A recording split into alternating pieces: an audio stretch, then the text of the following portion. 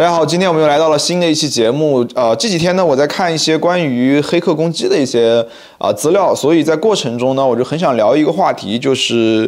混币器，也就是以这个 Tornado Cash 为代表吧，就这个龙卷风已经被美国给制裁了嘛，一个联创好像都已经是被抓起来了，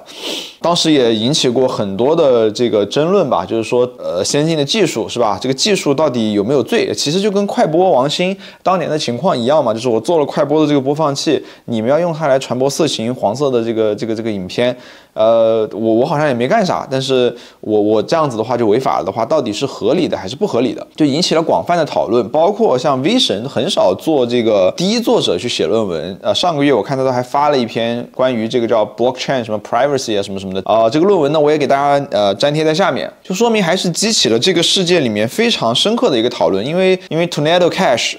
也是 V 神非常支持的一个项目，甚至他还用这个项目去给这个乌克兰人民捐过钱啊，我记得如果没记错的话。所以呢，今天我们的视频呢将会分为2个部分。第一个部分呢，就是以这个 Tornado Cash 这个龙卷风这个项目来给大家拆解一下，就是说这个项目它到底是怎么运作的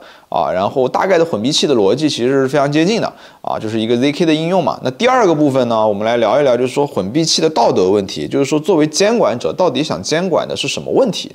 那这个视频呢，我们主要分成2个部分。第一个部分呢，我们来聊一聊就是这个 Tornado Cash 这个产品是什么，我们以这个为例，然后来聊一聊就是混币器，因为逻辑是大差不差嘛，是一个 ZK 的应用。那第2个部分呢，我们来聊一聊就是混币器背后的一些道德风险，就是说你这个用菜刀对吧杀人了，那到底制造菜刀的这个厂商到底是有没有风险的？或者说有没有这个错误的如果你按照奥派的经济学或者按照自由主义的话，这肯定是不算事儿的嘛。但是在现实的世界里面，的确，如果我们对吧非黑即白去看这个问题的话，那的确会引起很多的这个，比如说藏赃钱这些黑客盗完钱以后就都从这个龙卷风里面走掉了那这件事情也是危害很大的。所以我们先来聊一聊监管者的权利，以及什么样子的尺度是更合适的。那 crypto 呢是一个高波动、高风险、强金融属性的领域，你有可能找到金矿，也可能损失掉你全部的本金。你做好了准备的话 ，Let's get it。好，那我们现在来到就是说视频的第一个部分，我们来看一下现在这个 Tornado Cash 现在是个什么样子？代币叫 TORN。基本上现在也可以看到就是它的 TVL 已经从了2021、2022年的这种高峰期，从被制裁了之后，现在基本上里面也只有2亿美金左右了TVL 只有2亿美金了。我们团队自己讨论了一下这个事情，觉得现在这个2亿可能都是黑客转不走的黑钱了，基本上已经可能外面真正经用这个项目的人可能已经不是特别多了。那这个项目呢，也是跟大家这个介绍一下它的这个主要的逻辑。它实现的效果呢其实就是我想从一个地址 A 转到一个地址 B。这个混币器实现的这个效果呢，或者 Tornado Cash 实现的效果是什么呢？从一个地址 A 转移到一个地址 B 那但是我从 A 转到 B 的时候呢，那正常情况下是不是有个资金流？比如说，对吧？你有一个银行账号，我有一个银行账号，我现在把这个钱转给你了。对于银行来说，其实是知道是我转给你的嘛，从 A 到 B 的嘛。那现在要解决的问题就是说，从 A 转账转到 B 要能收到钱，但是呢，没有人能知道是 A 转给的 B， 他就想实现这么一个效果。那听到这里你们也很清楚了，对吧？这基本上就是一个零知识证明就想这个中间做一个黑盒，互相一握手然后就确认了这个交易达成，是吧？所以这是一个非常非常典型的一个零知识证明的一个应用所以就是为什么它被制裁嘛？你想嘛，就是什么人在此时此刻最需要保护他的隐私，然后选择用这种方式去用从地址 A 然后把钱打到一个池子里去，然后地址 B 取出来，然后但是 A 跟 B 大家互相不知道 A 跟 B 之间有关联。那的确这种情况下，多数情况都是这个钱有问题，对吧？比如说你要洗钱的、偷税漏税的什么赌资这个毒资都有可能诈骗的确他们的需求就是最大的就像是陌陌，对吧？唐岩做陌陌的时候，这个陌陌也是移动互联网时代一个3年就干上市的一个巨无霸的企业嘛，当年速度非常非常快。我记得当年他们创业的时候，我在他创业的那个最早的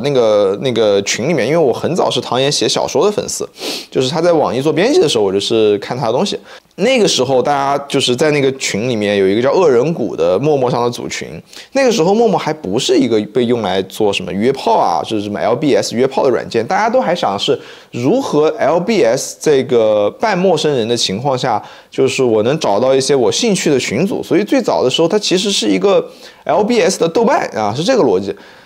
结果最后它就发展成了，对吧？就是这个被大家所熟知，其实是这个约炮软件。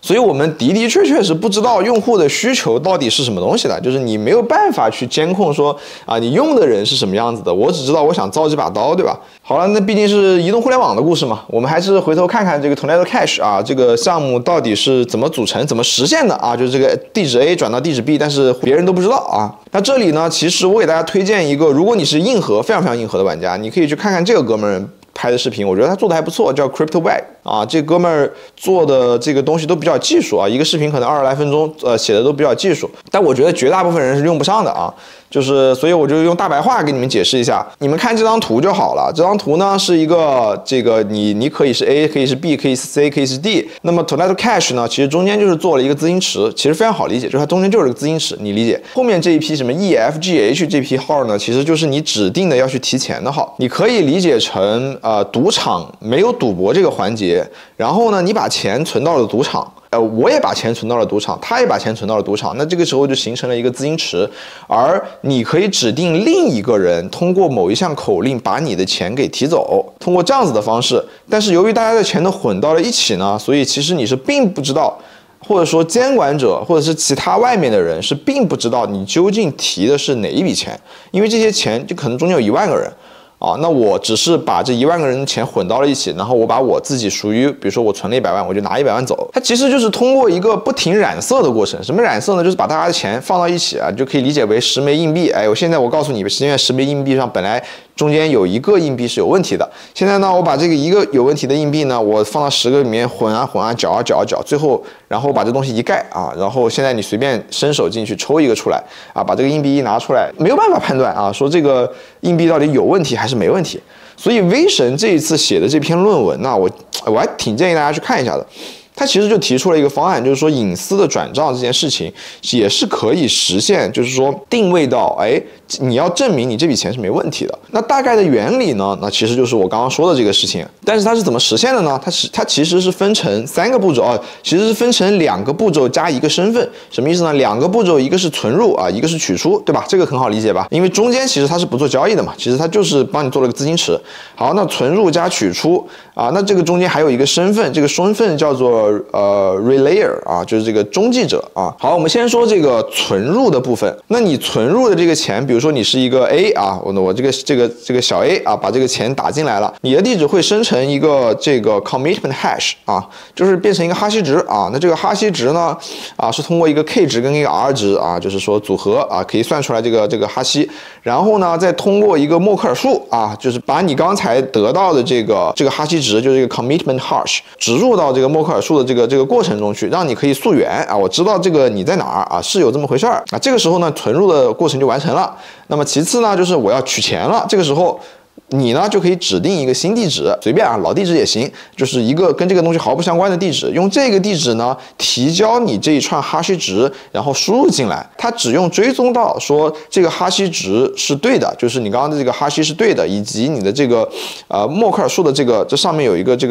个根的这么一个数值，就是这个默克尔的这么一个 proof 啊，就是我第一这个哈希值要对，第二就是我的这个顺序，我有这个默克尔数的证明啊，这2个东西呢最后能够帮你把钱提出来。但是同样的，你如果多数情况下你提出来肯定是用个新地址提嘛，因为是没有记录的。那新地址你又没有手续，就是没有钱付手续费。那这个时候怎么办呢？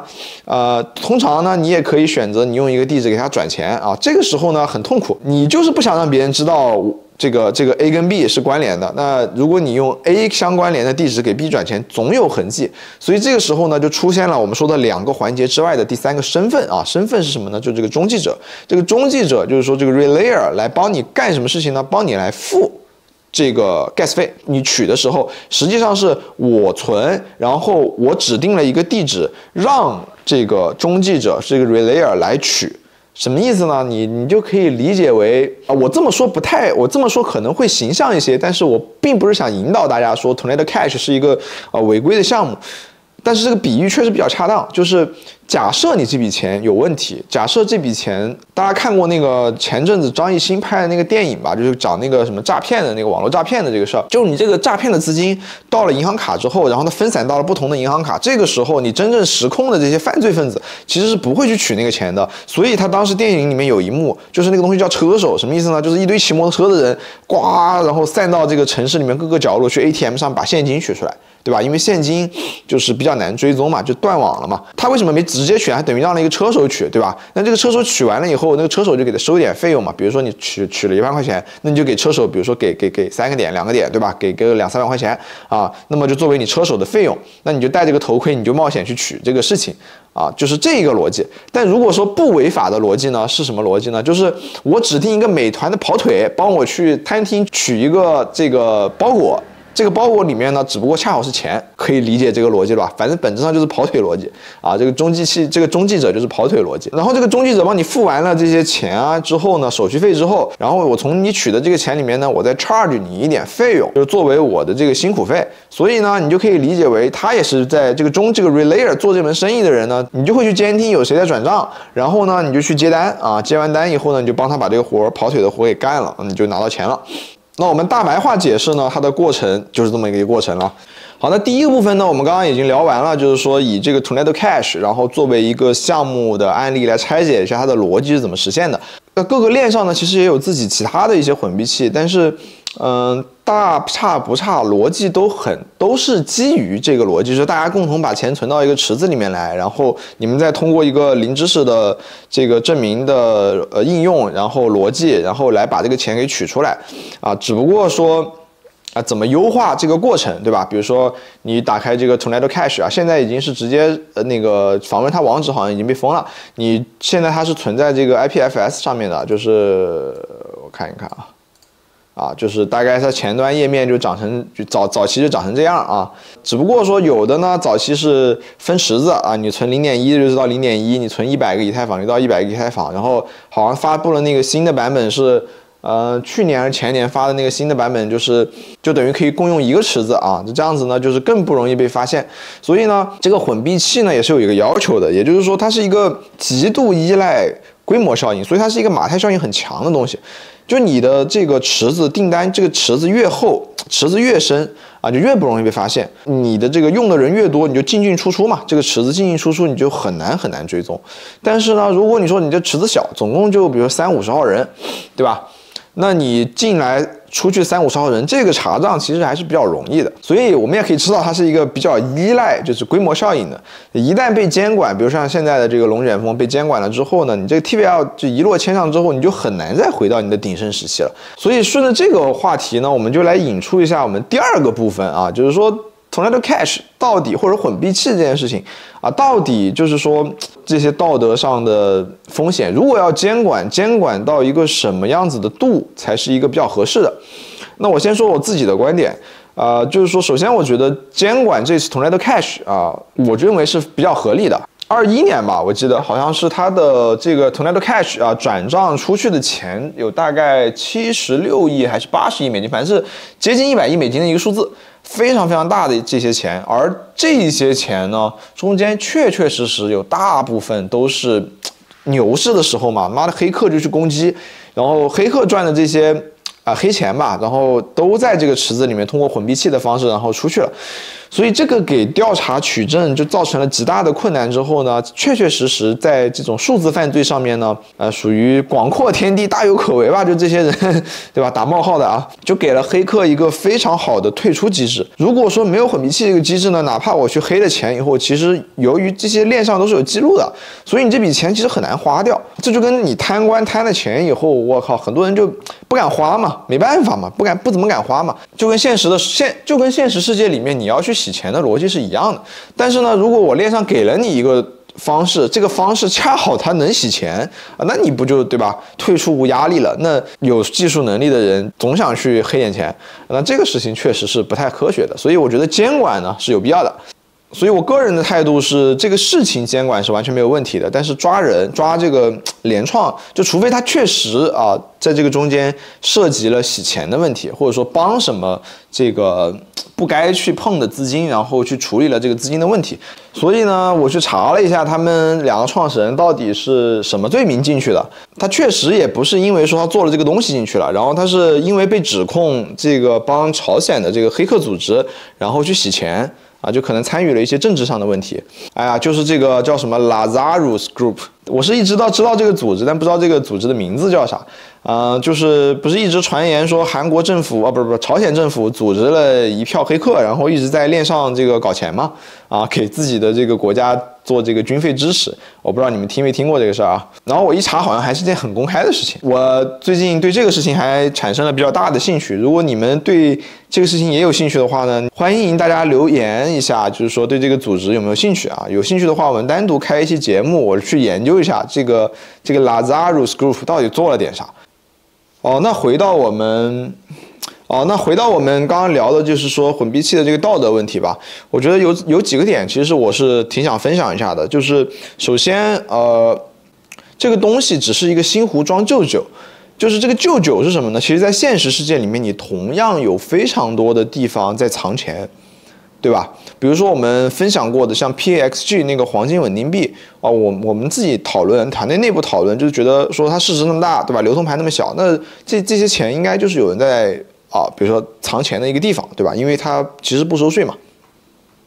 然后也比较好转移。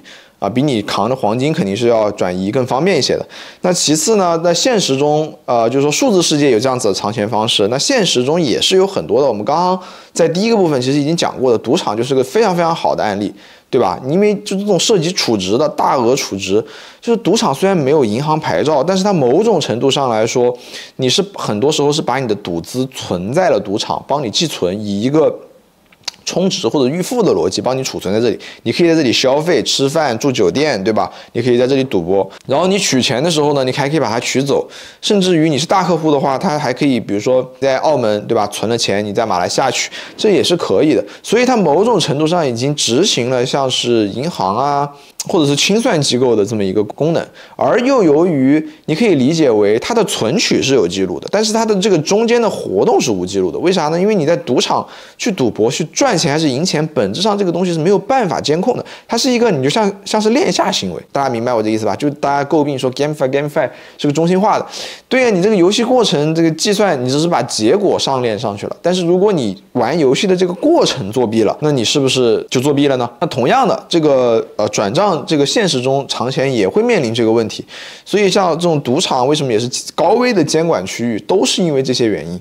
那大家就好奇了，就是说藏钱，你的钱是一定有问题的，你才去藏钱吗？其实也不是，有很多人呢，就是不愿意自己的财富被太多人知道，或者说某些国家吧，太有钱之后，其实也不是个好事儿，各方面大家都盯着你，对吧？就没问题也给你找出点问题来。你毕竟这个监管机构掌握着这个执法权嘛，就会给很多有钱人造成一个非常不安全的感觉，这个是非常非常可以理解的，而且历史上也发生过几乎无数次，这就是美国为什么会全球追税的原因嘛。所以我们就说到了下一个点了，就是用户想藏钱，监管者想把这个藏钱的地方给找出来。为什么呢？是因为他希望你这个事情阳光化，就是说我们理想情况下的监管者其实是应该需求你的资产阳光化之后呢，他来合理的调配税收，来方便他进行这个统筹，无论是基建然后就税收以后可以做很多很多这个对社会有益的事情嘛。但是如果你不公开你的这个钱财或者你的资产的话，其实它是没有办法非常合理的去调配这个税收的。随着这个世界这个有息世界吧，就有利息的世界以后呢，就是马太效应越来越长，就有钱的很有钱，然后没钱的就越来越没钱，就是这个贫富差距越来越大之后呢，其实财富都向头部的这些用户集中，你一集中之后呢，这些人就想去藏钱，一藏你的这些监管者就看不到，就是说实际我要征税的话，我能征多少钱，我要怎么去调配进行这个规则，或者说你你不按照我的规则出牌的时候，这些制定规则的监管者们就会非常非常恼火。这些手段呢，其实也是这种这些年一直在对抗的啊。我就是以这个人民币为例吧，早几年我也见过非常多就是这种比较偷税漏税吧，就避税的这种很灰色的地带。他们用一个什么方式呢？比如说让一些老头老太太，然后去一些像珠海啊、横琴的这种地方，离澳门比较近的这些比较政策稍微宽松一点的地方，去开这种小规模或者是个体工商户，然后呢就把钱存进去，然后就用别的公司呢把这个第一层啊是合理的，比如说一般纳税人往下走的时候都是合规的。然后到了小规模之后呢，小规模直接给这个小规模就是这个老头老太太的这些企业，然后呢直接就硬取，或者说是这个小规模直接到个体工商户，然后他就硬取出来现金啊，完了以后呢，反正就把这个现金最后再汇聚到一个地方，通过这样子的方式呢，增加你的这个执法的难度，因为实际上你的税收部门找到这个个体工商户或者说这个小规模的时候，你发现他这个实控人是一个老头老太太，对吧？你跟他说啥他也听不懂啊，你这个执法怎么执呢？你执不了啊。对啊，所以就有很多这样子的为了偷税漏税啊，或者说是避税啊，要去做的一些很多的规则之外的操作，这些事情呢，在这个世界上也是确确实实一直存在的。所以我们今天看到的 Tonet Cash 也只不过是这个中间的一个方式。拼多多早期的时候也是有很多洗钱的东西在这个里面的，我不知道大家去看没看过啊？就是说有一些违法的这些 app 我去看过一下，就是我好奇心比较重嘛，赌博绝对是一个你不要碰的东西。但是呢，他们在搞流量啊，或者说在做运营上是有很多就是值得学习的技巧的。就我们抛开这个行业背景，我会觉得有高手在里面做东西，我就愿意去学习一下看看。而这个过程中间，我就去关注了一下它的资金流，它的资金流基本上有很长一段时间啊。就是我看到的，大概是三四年前吧，就拼多多崛起的时候，他们应该是开了很多的那个拼多多的店铺，然后你只要往里面转账或者是提钱，你都是给一个类似于像个体工商户的一样的这么一个账号在转钱，就是什么叉叉叉百货店、南杂店，实际上呢就是在拼多多上下了一单，在拼多多的眼里面看来就是开了很多店，1000家店，然后这家店呢每天都在产生销售，就是这个逻辑，通过这样子的。拼多多增长很快速的这些现金里面在掩盖掉这些钱啊，通过这样子的方式把这些什么色情的这个资金啊、赌资啊，然后把它洗干净啊，后面才有的什么跑分平台啊，什么哔哩吧啦，就现在越衍生越多了吧？现在查的最多的应该就是跑分。我们可以看到啊，它这就是一个对抗的过程，对吧？就是那10年前有10年前的做法，对吧？你比如说在国外，对吧？大家就通过这种收现金的，像什么华人餐馆啊、洗衣店啊，是吧？这种物流啊，去进行一定的这个避税。比如说你去这个，我之前在英国这个上学的时候，你去吃饭，你去一个华人餐馆吃饭，他告诉你说你用巴克莱的银行卡付款，不接受啊，咱就得要现金，对吧？他就可以用他这样子的现金的流水去不被追踪、不被这个监管机构所知道我到底实收了多少钱嘛。那我们刚才说了很多好像看似都很可恶的一些手段，说啊你们又偷税漏税、不阳光化经营啊，是吧？就是我也想就是说最后这一个小点呢，也跟大家聊一聊，就是说很早的时候米塞斯就讨论过这个问题。就是说，它这个注定暴力机器跟民众就是最后会走向一个对抗的逻辑。为什么呢？因为暴力机关，就是说，比如说国家政府这一类的这个有执法权的这些机构，有立法权、执法权的机构，一旦你放开了它的这个手脚之后呢，它很多的时候会越权，就是说会越来愈演愈烈。就比如说，为什么有一些富人就不想让他的钱暴露出来，是因为如果一旦有执法权的人去找你毛病的话，是很有可能就是给你找出一点问题，或者说是一些莫须有的问题，或者说你本人根本就不知情的问题，而这件事情的风险是非常非常高的，所以造成了这种监管者跟资产阶级之间的这种，或者说民众之间的不信任感。我们要讨论隐私这件事情的监管问题的时候，其实它是2个问题：第一，如何不藏钱，或者说藏钱是没有问题的，如何让脏钱无法可藏。这个是一个合适的监管方向。那第2个监管方向是，同样的，民众要向监管者提出如何监管监管者的执法权。因为放开监管者，那同样的问题就是你的隐私，它会无限的逼近你的隐私，你想要的这个隐私是永远跟他站在一个对立面的。所以一个合理的方案应该是找到一条监管脏钱无法藏钱，但是你如果是没问题的钱，你可以藏一藏，无所谓的。因为这个是每个人性格问题，对吧？你有不安全感，那你不愿意这个影响隐私转账，你就转呗。而同样的是，执法者要有自己的一个范畴圈，就是说什么东西你不要越权执法，你给这个你的民众们造成了不安全感，那自然而然大家的不信任感越积越深的时候，你最后就会走向极端，有人就会，那就像禁酒令的时候嘛，对吧？那上个世纪20年代美国禁酒令之后啊，大家都认为说酒可能没了，实际不是啊，实际酒也有。然后酒的价格还飙涨啊，这是一个非常非常经典的经济学案例。而那个时候还催生了在纽约还催生了一个类型的酒吧叫 Speak Easy， 对吧？在外面看上去这个破烂烂的东西，或者跟这个东西完全无关，然后啪一推门进去，里面是个酒吧，对吧？就诞生了很多奇怪的业态，就是这些需求是不会消失的。我想表达的事情就是说，需求是不会消失的，而监管者要考虑的事情是，需求既然存在的时候，那如何规范好我跟民众之间的信任？我觉得这个才是一个更宏大的命题。而我觉得像 Vitalik 写的这篇论文，其实也是往着这个方向在走的。我个人还是非常非常尊敬的。那这一期呢，我们聊了很多，就是说，这一期我们聊了很多，就是我不想提这个词，比如说像什么洗钱啊、藏钱啊这种事情，就是这个世界是客观存在的，对吧？但是我完全不鼓励大家，我也不认为大家应该对监管者持有一个信心，就是说，你首先你要相信你自己，你的财产是不可侵犯的。那其次呢，你也要对监管者有一定的信心和容忍度，就是说，否则这个事情是会失控的。我也很期待，就是接下来的一波这一类的应用能够得到一个比较大的发展吧，因为它已经是整个就是零知识证明这件事情目前最成熟的应用了16、17年的时候有 Zcash 我那个时候就非常看好 Zcash 但是可惜因为各种各样的原因吧，然后现在就是到了什么 ZK Rollup 什么之类的，但这些应用其实都没有像 Tornado Cash 这种的应用这么广泛，虽然它的现在这个应用广泛里面有很大一部分都是有问题的，所以我也非常非常希望随着这个时代的发展，这个事情一定会越来越好，因为科技一定使人进步，好吧？那这一期的节目呢，我们就到这里。如果大家喜欢我们的节目的话，希望给我们点赞、收藏、评论，一键3连。我们经常会给大家看一些在外面不太容易看到的东西。那我们下期再见，拜拜。